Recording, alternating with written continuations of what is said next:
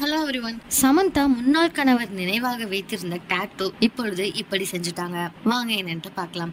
நடிகை சமந்தா சில வருடங்களுக்கு முன்பு நாக சைத்தன்யாவை விவாகரத்து செய்து விட்டு அதன் பிறகு முழுமையாக சினிமாவில் கவனம் செலுத்த தொடங்கிட்டாங்க. இருப்பினும் அவர் மயோசிட்டிஸ் என்ற நோயால் பாதிக்கப்பட்ட பிறகு சினிமாவில் இருந்து பிரேக் எடுத்துக்கொண்டாங்க. தற்பொழுது மீண்டும் அவர் படங்களில் நடிக்க துவங்கி இருக்காங்க. மேலும் சமந்தா மற்றும் இயக்குனர் ராஜ் நெடுமோரு ஆகியோர் காதலில் இருப்பதாகவும் கிசுகிசுகள் கடந்த சில மாதங்களாகவே பரவி வந்துச்சு. சமந்தா மற்றும் நாக சைத்தன்யா இருவரும் ஒன்றாக இருந்த போது கைகளில் ஒரே மாதிரி டாட்டூ போட்டுக் கொண்டாங்க. விவாகரத்துக்கு பிறகும் சமந்தா அந்த டாட்டூவை அப்படியே வைத்திருந்தார். ஆனால் தற்பொழுது அவர் அதை அழிக்க முடிவெடுத்து இருக்காங்க.